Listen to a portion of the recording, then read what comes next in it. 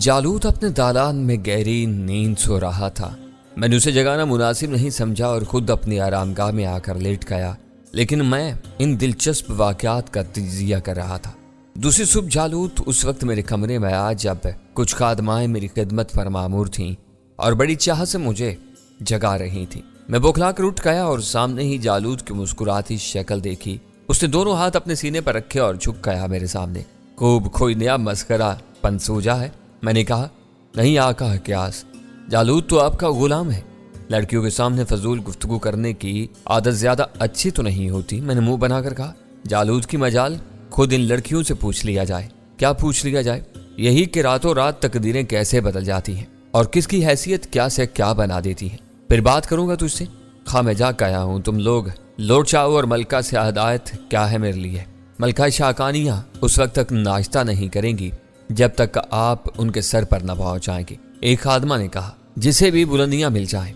جالوت نے مسخرے پن سے کہا، تم لوگ جاؤ، میں تھوڑی دیر میں خود ہی آ جاؤں گا۔ جالوت، وہ احمق عورت مجھے بلاوے بھیج رہی ہے، میں ذرا اس سے مل لوں، پھر تم سے گفتگو ہوگی۔ میں نے اندر جا کر لباس تبدیل کیا، پھر میں اس بیوقوف عورت کے پاس پہنچ گیا۔ ناشتے پر وہ میری منتظر تھی، کس قدر مضطرب نظر آ رہی تھی۔ شکاری باز اس وقت بھی اس کے کندھے پر بیٹھا ہوا تھا۔ مجھے دیکھ کر وہ کھڑی ہو گئی اور پھیکی سی مسکراہٹ کے ساتھ بولی، خوش آمدید قیاس، خوش آمدید چاند سے آنے والے، کیسی گزری تیری رات؟ کوئی تکلیف تو نہیں ہوئی؟ تمہارا شکریہ شاکانیہ، احسان تو تیرا ہے کہ تو میری شخصیت مکمل کرنے میں میرے پاس آ گیا۔ احسان تو تیرا ہے کہ تو نے مجھے بھولے ہوئے خواب یاد دلائے۔ تجھے اپنی رہائش گاہ پر تکلیف ہوگی، کیا میں تیرے لیے دوسری رہائش گاہ کا بندوبست کروں؟ نہیں شاکانیہ، میری رہائش گاہ نہایت آرام دہ ہے، یہاں جالوت بھی موجود ہے، کسی دوسری رہائش گاہ کی ضرورت نہیں ہے۔ تو مطمئن ہے تو ٹھیک ہے، ویسے رات کو تو نے میرے بارے میں ضرور سوچا ہوگا۔ ہاں، اور مزید سوچنا چاہتا ہوں، مجھے بھی جلدی نہیں ہے، لیکن اب تو میرا ہر لمحہ خوش آئند ہی ہوگا اور اچھا گزرے گا۔ مجھے یقین ہے کہ تو میرے حق میں فیصلہ دے گا، اس نے کہا، اور میں نے خاموشی سے ناشتہ شروع کر دیا۔ ناشتے کے دوران میں نے پوچھا، اور اب تمہارا کیا ارادہ ہے شاکانیہ؟ کس بارے میں؟ یہاں سے تمہارے جہاز کی دوسری منزل کون سی ہوگی؟ موسم بہار میں ایک طویل سفر کرتی ہوں اور دور دور کے جزیروں میں نکل جاتی ہوں۔ مقصد سیر و تفریح بھی ہوتا ہے اور تجارت بھی۔ میں ان جگہوں پر زیتون کی کھپت کی بات کرتی ہوں، لیکن اب میرا ارادہ کچھ اور ہے۔ وہ کیا؟ میں نے سوال کیا۔ میں چاہتی ہوں کہ جلد از جلد ازبیلا پہنچ جاؤں اور اہل ازبیلا کو ان کی خوش بختی کی خبر سناؤں۔ اس کے لیے اتنی جلدی ضروری نہیں ہے شاکانیہ، بہتر ہے تم ارادے کے مطابق اپنا سفر جاری رکھو اور وقت پر ازبیلا پہنچو۔ اس میں اگر کوئی رمز پنہا ہے تو ٹھیک ہے، اگر ازمیر کی تشکیل سینہ سمندر ہی پر مقصود ہے تو مجھے اعتراض نہیں، جیسا تو کہے۔ ہاں، ابھی اپنے ارادوں میں کوئی تبدیلی مت کر، جیسا تو نے کہا وہی ٹھیک ہے۔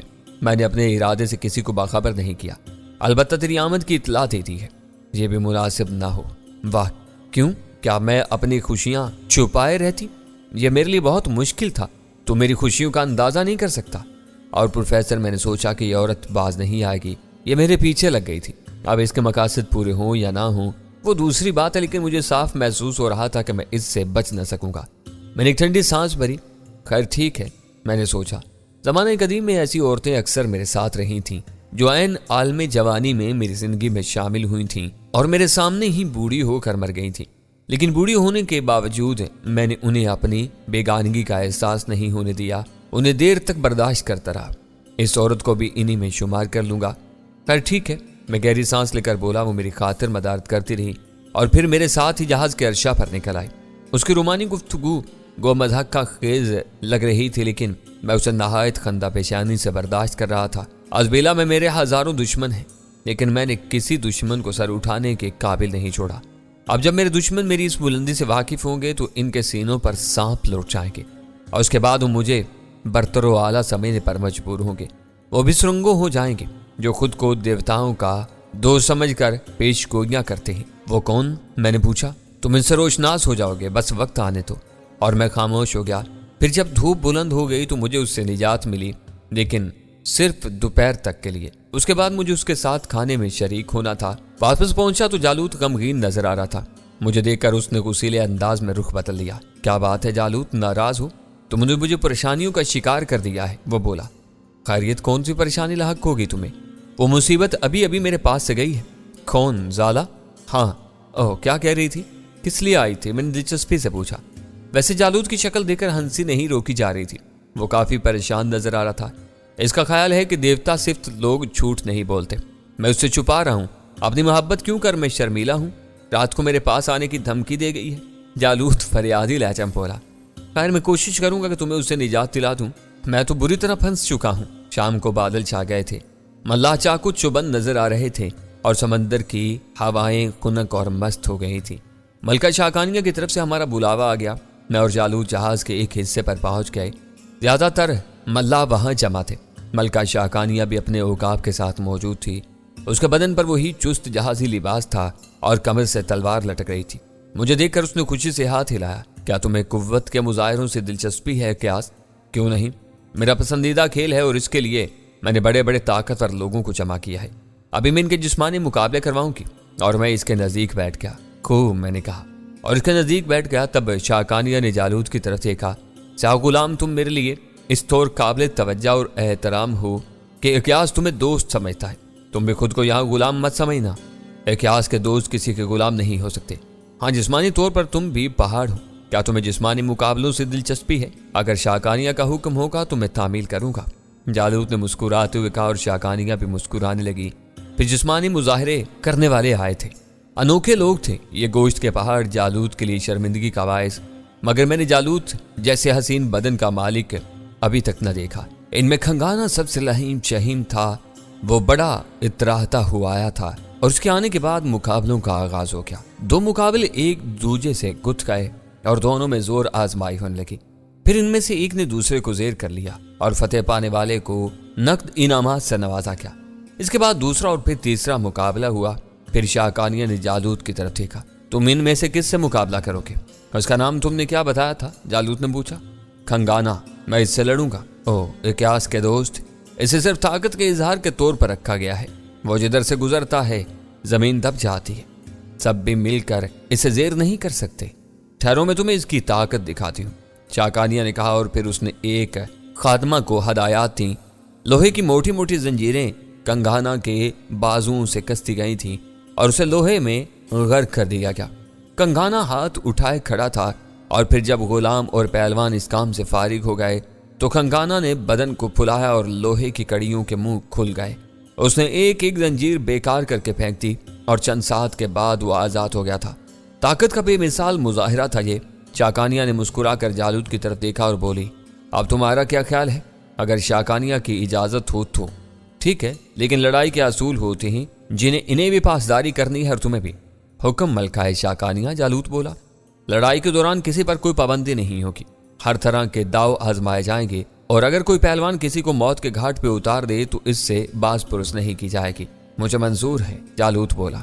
लेकिन मैंने तशवीश ज़दा निगाहों से जालूद की तरफ देखा। वो किसी तौर कंगाना के मुकाबल नहीं था। क्या कोई दूसरा भी इस लड़ाई में मुदाखलत कर सकता है? मैंने पूछा। सिर्फ उस शक्ल में जब वो खुद कंगाना को ललकारे। ये असूल मैंने बनाए हैं और अब यही कुश्ती के जरिए असूल है। तब ठीक है, मैंने कहा, लेकिन मेरी राय है कि जालूद को इससे ना लड़ने दिया जाए। वो वैशी सिफ्त है और अपने मुकाबिल के सामने दीवाना हो जाता है। इसने अपनी जिंदगी में सिर्फ 6 कुश्तियां लड़ी हैं और इसका एक भी मद्दे मुकाबिल चांबर ना हो सका। इसका असूल है कि वो मुकाबिल को अपने एक महफूज दाव से हलाक कर देता है ताकि कोई ये कहने के लिए जिंदा न रहे कि वो कंगाना से लड़ चुका है। मुझे इजाजत दी जाए, जालूद मुस्कुरा कर बोला। तुम्हारी मर्जी, शाकानिया ने कहा और फिर उसने कंगाना को आवाज दी। कंगाना उसके हजूर हाजिर हो गया। ताकत के बेमिसाल मुजाहरे पर तुम्हारा इनाम। लेकिन आज फिर तुम्हारा एक मुकाबला आया है। कौन है अजीम शाकानिया? जालूद। ये स्याह गुलाम, शाकानिया ने कहा। अहमल का इसे जीने की इजाजत दी जाए। अभी जवान है और मेरे असूल मेरी जिंदगी होते हैं। इसने तुम्हारे असूल से लड़ने का फैसला किया है। तब खुशामदीद, कंगाना ने कहा, लेकिन इसे इसके असूल के साथ जिंदा रहने की इजाजत दे दी जाए। हाँ, इसने कबूल किया है। जाओ स्याह गुलाम, अपने फन का मुजाहिरा करो। अगर तुमने कंगाना को शिकस्त दे दी तो मैं तुम्हें आज़ादी बख्श दूंगी।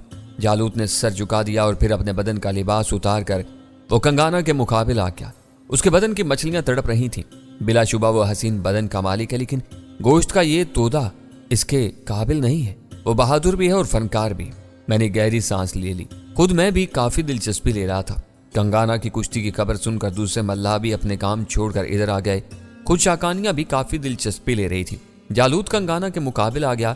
कंगाना ने उसे हकार से देखा, फिर दोनों ने एक दूसरे को दाव लगाया, लेकिन जालूद बर्क की तरह कूद कर कंगाना की गिरफ्त से निकल गया। बड़ी बात है, शाकानिया बेइख्तियार बोली। इस बार जालूद ने कंगाना को अपनी टांगों में फंसाया और घूम कर कंगाना तवाजुन न बरकरार रख सका, लेकिन गोश्त का इतना अजीम तोदा इतनी फुर्ती से उठ जाएगा यह तसव्वुर भी नहीं किया जा सकता था। इसका एक खास दाव है, अचानक शाकानिया बोली। वो क्या?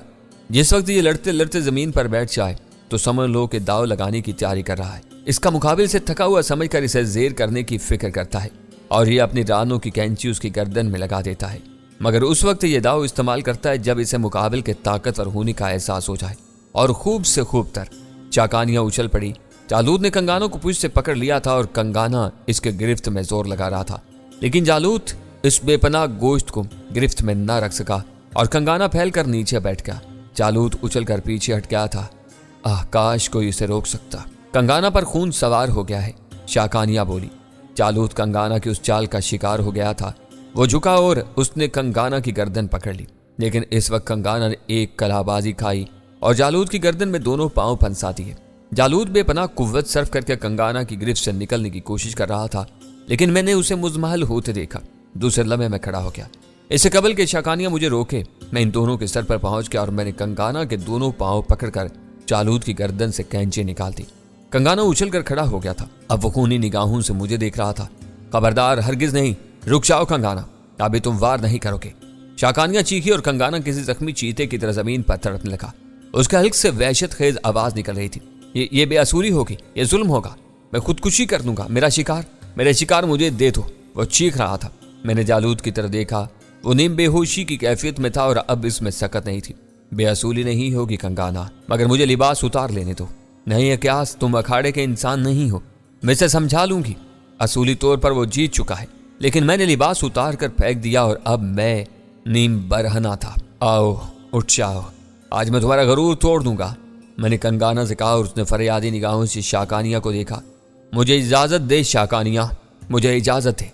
लेकिन मैंने इसकी कमर पर लात रसीद कर दी और वो ऊंधा गिर पड़ा। जंग इजाजत मांग कर नहीं होती, खड़ा हो जा। मैं उसके सर पर पहुंच कर कंगाना उछल कर खड़ा हो गया। शाकानिया इस तराब के आलम में खड़ी हुई थी, लेकिन मैंने कंगाना की कमर में दोनों हाथ डाल दिए और उसे उल्टा कर दिया तो वो रुक गई। तब मैं कंगाना को संभलने का मौका देकर पीछे हट गया। इसे इजाजत दे दो शाकानिया, मैंने कहा, लेकिन अब कंगाना जोश में भर गया था और शायद इजाजत वगैरह के झगड़े से निकल आया था। वो मेरे ऊपर हमलावर हुआ।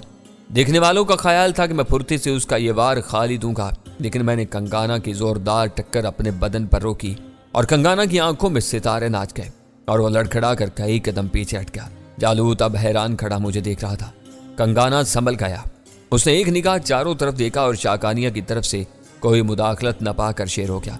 उसने हाथ पांव झटके और हल्क से एक मुसलसल आवाज निकालता हुआ फिर मुझ पर हमलावर हुआ।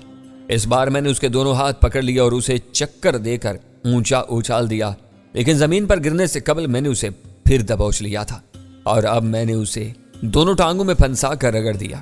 कंगाना की तकदीर में खराबी थी तो कोई क्या कर सकता। वो अपने मखसूस दाव के लिए फिर बैठ गया था और यूं ही मैं झुका, उसने मेरी गर्दन में कैंची डाल दी। शाकानिया की आवाज बंद हो गई थी। उसका चेहरा शिद्दत खौफ से सफेद पड़ गया था, लेकिन मैंने कंगाना की दोनों टांगों को गिरफ्त में लेकर उन्हें गर्दन से खोल दिया और फिर इन्हें पकड़कर कंगाना को सीधा खड़ा करके अपने हाथों पर बुलंद कर दिया। गोश्त के इस वजनी पहाड़ को इस तरह उठा लेना भी बाईद अज़ था। वो फिजा में जुम्बिश कर रहा था, लेकिन यूं ही वो उल्टा लटक कर खुद को जमीन पर लाने के लिए झुका।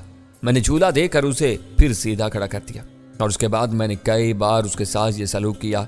अगर मैं चाहता तो उसे दूर फेंक सकता था, लेकिन मैंने उसे मुकम्मल तौर पर बेबस करने के बाद जमीन पर खड़ा कर दिया। कंगाना में अब सकत नहीं रह गई थी। आओ, मैंने उसे बुलाया, लेकिन वो कई कदम पीछे हट गया और उसके बाद उसने गर्दन झुकाकर हार मान ली। मल्लाह चीखने लगे थे। इनकी आवाजों में हैरत और खौफ की मिली जुली कैफियत थी। फिर किसी ने कहा, वो देवता है, इंसान देवताओं से नहीं लड़ सकता। क्या देवता है? शाकानिया सच्ची है। इसे देवता न समझने वाला आताब का शिकार होगा। और फिर लोग चीखने चिल्लाने लगे। शाकानिया दीवाना वार उछल रही थी और उसका शिकारी बाज फड़फड़ा रहा था और फिर वो दौड़ती हुई आई और उसने मेरा मुंह चूम लिया। मेरी आंखों ने धोखा नहीं खाया।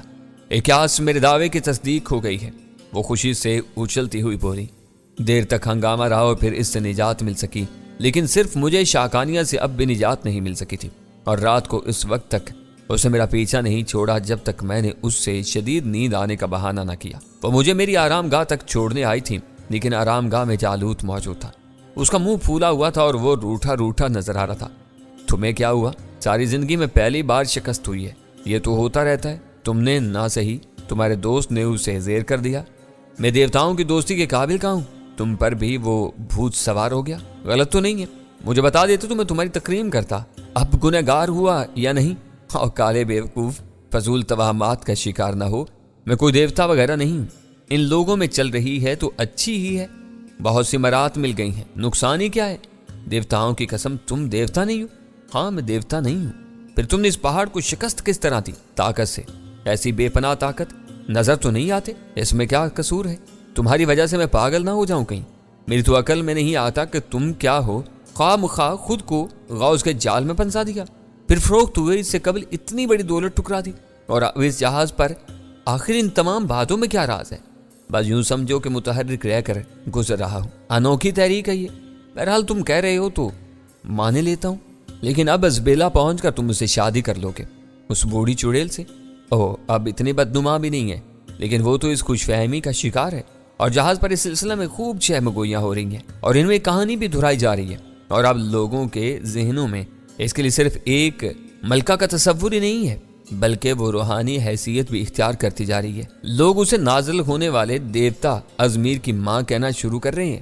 خوب، بہرحال اس نے میرے اوپر زر کثیر خرچ کیا، اگر وہ اس سے مناسب شہرت حاصل کر رہی ہے تو ٹھیک ہے، لیکن ازمیر کا کیا ہوگا؟ اہل یونان میں اس کا بڑا چرچا ہے، وہ اس کی آمد کے منتظر ہیں۔ کیا تفصیل ہے اس سلسلہ میں؟ میں نہیں جانتا۔ اول تو میرا تعلق اس سرزمین سے نہیں ہے، دوسرا میں اس مذہب سے بھی متاثر نہیں ہوں، چنانچہ تفصیل مجھے نہیں معلوم۔ اس سلسلہ میں مفصل تو کوئی یونانی ہی بتا سکتا ہے۔ بہرحال ازمیر کم از کم میرے ذریعے تو نہیں آئے گا، اور اگر وہ متبرک دیوتا ہے تو پھر شاکانیہ جیسی عورت کے بدن سے تو بالکل بھی پیدا نہیں ہوگا۔ میری اس بات پر جالوت ہنس پڑا تھا۔ خوب واقعات ہیں، لیکن تمہاری طاقت واقعی انوکھی ہے، مجھ جیسے شخص کی عقل بھی کام نہیں کرتی۔ تمہاری عقل تو اس نے سلب کر لی ہے۔ کس نے؟ کیا نام ہے اس حسینہ کا؟ غالباً زالہ۔ پہنچی نہیں تمہارے پاس؟ میں نے کہا، اور جالوت نے خوف سے کچھ کونٹوں پر زبان پھیری۔ دیوتاؤں کے لیے میرا لہو نہ چلاؤ، مجھے خوف محسوس ہوتا ہے۔ اس نے کہا تھا کہ وہ چاند نکلے آئے گی، لیکن آ جائے وہ بے وقوف، میں اس کے لیے یہاں موجود ہی نہیں ہوں گا تو کہاں جاؤ گے؟ بندوبست کر لیا ہے میں نے، کس کی کو نہ بتاؤں گا؟ جالوت نے کہا۔ میں اس دیو ہیکل انسان پر خوب ہنستا رہا۔ میں نے اس سے کئی بار پوچھا وہ زالہ سے بچنے کے لیے کہاں جائے گا، لیکن اسے کسی قیمت پر مجھے نہیں بتایا تھا۔ بہرحال میں اپنی آرام گاہ میں آ گیا، کوئی فکر کوئی تردد نہیں تھا، سب کچھ میری پسند کے مطابق تھا۔ رات کا نہ جانے کون سا پہر تھا، میری آنکھوں میں غنودگی بھی تھی۔ دفعتاً مجھے جالوت کا خیال آیا اور میں اپنے بستر سے اٹھ گیا۔ میں نے سوچا کہ اس کی حالت دیکھی جائے۔ باہر نکلا تو جالوت اپنی جگہ پر موجود نہیں تھا، بھاگ گیا، میں نے مسکراتے ہوئے سوچا، اور پھر میں اس کی تلاش میں نکل کھڑا ہوا۔ یوں بھی نیند نہیں آ رہی تھی، میں نے سوچا کیوں نہ سمندر کا نظارہ ہی کیا جائے۔ اپنی جگہ سے نکل کر میں ایک طرف چل پڑا۔ جہاز پر خاموشی چھائی ہوئی تھی، کہیں کہیں اکا دکا ملحہ کسی کام میں مصروف نظر آ جاتے۔ میں عرشہ پر پہنچ گیا اور پھر دور دور تک نگاہیں دوڑائی، آگے بڑھتا رہا۔ پھر مجھے ایک عجیب سی آواز سنائی دی اور میں نے ٹھٹک کر اپنی بائیں سمت دیکھا۔ ایک عجیب سی کیفیت نظر آئی، کوئی لڑکی تھی، چاندنی رات میں وہ گھٹنوں کے بل عرشے کے موٹے تختے پر بیٹھی تھی۔ اس کی صورت تو میرے سامنے نہیں تھی، لیکن جسمانی نقوش بے حد حسین تھے، قد بھی درمیانہ تھا اور بدن اس مناسبت سے انتہائی موزوں۔ میں متجسسانہ انداز میں آگے بڑھا اور اس کے عقب میں پہنچ گیا۔ لڑکی کے سامنے 3 پانسے پڑے ہوئے تھے، پھر اس نے تینوں پانسے اٹھائے اور انہیں مٹھی میں بند کر کے اچھالا اور پھر نیچے پھینک دیا، اور پھر وہ جھک کر انہیں دیکھنے لگی۔ کمال ہے، ستاروں کے اصول کے مطابق اب اسے میرے پاس سونا چاہیے، بلکہ وہ ہے۔ وہ بڑبڑائی اور پھر اس نے چونک کر سامنے دیکھا، مگر کہاں، اور اچانک گویا اسے میرے پائے جانے کا احساس ہوا اور وہ اچھل کر پلٹی۔ ایک لمحے کے لیے وہ خوفزدہ سی نظر آئی، لیکن پھر ہنس پڑی۔ انداز شکایت آمیز تھا۔ تو یہ ہے، تم نے تو مجھے ڈرا ہی دیا تھا، اس نے ہنستے ہوئے کہا، لیکن میں متحیرانہ انداز میں اس کی شکل دیکھ رہا تھا۔ ایک کمسن لیکن ایسا جاذب نگاہ چہرہ تھا، جیسے کسی سرسبز درخت پر تنہا رکھا ہوا پھول۔ آنکھوں میں خوبصورت گہرائی اور شرارت سے یوں لگتا تھا جیسے اسے مجھ سے ذرا بھی اجنبیت کا احساس نہ ہو۔ در حقیقت پورے جہاز پر ऐसा मासूम हुस्न दूसरा ना होगा। उसकी दिलकशी बेमिसाल थी। वो ऐसी थी जिसकी कोई भी मर्द उम्मीद कर सकता था। मुझे अफसोस है, मैंने उसके सरापा का मुकम्मल जायजा लेने के बाद कहा, किस बात पर? तुम मेरी अचानक आमद पर खौफजदा हो गई। ओह, अब भी ऐसी भी बात नहीं है। मैंने लफ्ज़ खौफ जरूर कहा, लेकिन वो मेरी ज़ात से बहुत दूर है। खूब, अभी तुमने खुद कहा था। तहय्युर के अल्फाज थे। मैं तुम्हारे आने का इंतजार ही कर रही थी और यूं अचानक तुम्हें अपने अक्कम में देखकर मुतहय्यर हो गई थी। आने का इंतजार कर रही थी, मैंने ताज्जुब से कहा, और उसके अल्फाज मुझे याद आ गए। अभी चंद लम्हात कबल वो कह रही थी, कमाल है, सितारों के असूल के मुताबिक उसे यहाँ होना चाहिए, बल्कि वो है। तो क्या ये अल्फाज मेरे बारे में थे? वो सितारा शनास थी। हाँ, मुझे एक एक लम्हे की खबर है। अपनी तुमसे मुलाकात के वक्त का तायुन मैंने बहुत पहले कर दिया था।